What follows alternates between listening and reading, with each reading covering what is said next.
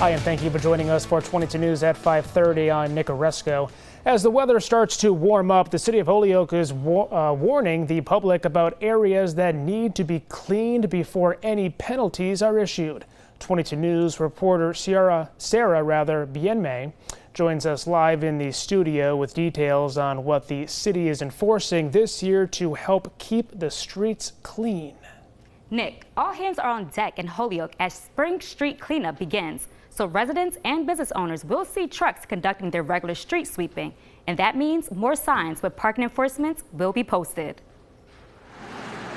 It's that time of year again where leaves and branches start to fall and trash builds up, then clogs our sewer system. Holyoke officials are reminding residents and business owners about the shared responsibility to keep the city clean. As a municipality, we try our best to keep it clean. You know, we have our trucks passing by and cleaning and sweeping. Depending on what parts of the city needs more attention, street sweeping can take up to 2 weeks to complete. But Holyoke City Council member Juan Henderson Burgos says it can be quicker if neighbors get together. A tip 31-year-old Jonathan Ventura has been following since 2008. We try to rake up, clean up, and even after the floods and everything else, the water comes down off the streets. Even if the gutters get cleaned up, we try to rake up all those leaves and everything else. And if it's too much on one neighborhood, anyone can call the city to help. Who doesn't want to live in an area that's not clean, right? So if we all do our part, it just leads to better results. The city of Holyoke wants residents and business owners to keep common areas such as sidewalks and drains clear of trash and debris.